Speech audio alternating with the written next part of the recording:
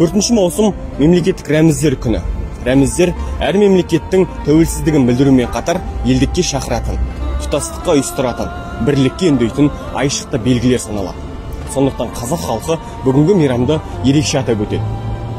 Бүгін біз қала тұрғындарының мемлекеттік рәміздерден қаншалықты хабары бар екенін бірге білетін боламыз. Сіз де біле жүріңіз.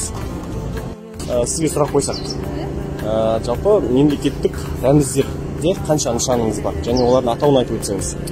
3 нышан: елтаңба, ту, елтаңба, әнұранымызда, әнұранымыздың әуенін жазған авторы атап өтсеңіз. Шәмші Қалдаяқов. Сізге арнайы. Мемлекеттік рәміздерімізде елтаңбамыз бар. Сол елтаңбамызда не белгіленген? Елтаңбада қанатты пырақ белгіленген, шуақ шашқан күн бейнеленген, сосын төбесінде 5 жұлдыз бейнеленген, сосын негізі өзі домалақ пішіндес, киіз үйдің шаңырағы бейнеленген, ортасында шаңырақ биік болсын деген мақсатта шаңырақтың төбесінде 5 жұлдыз, үнемі жұлдыз жарқырап тұрсын деген қанатты пырақ қазақтың жаңағыдай несі, символы ретінде, тұлпар. Қанатты тұлпар, жүйрік ат. Біздің қазақтың өзінің бір жаңағыдай, қазақ бізде жүйрік ат еске түседі ғой үнемі. Соның бір символ ретінде қанатты пырақ. Рахмет. 4 маусым бұл Қазақстанның мемлекеттік рәміздері күні. Рәміздерді білесіз ғой өзіңіз? Иә. Оларға нелер жатады?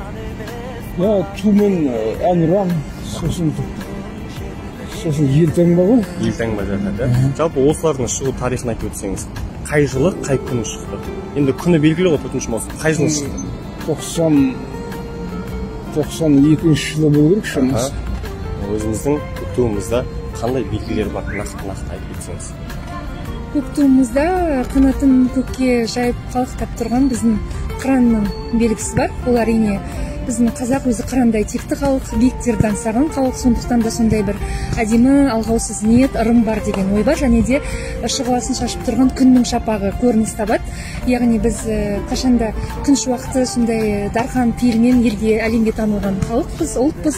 Сондықтан да бұл айшықтар, бұл нақыштар біздің қазаққа ғана тән бір кеңдікті, сондай шарқылмайтын шуағы бар, пейілі бар, қазақтың өзіне тән болмысын көрсететін айшықтар. Және де әрбір қазақтың өскелең өңменген қызы осы біздің рәміздерімізді, оның айшықты әрбір сәтіндегі ар жағында жатқан ниетті және мемлекеттік ұстанымды қастерлеп өсу керек деген ойдамын.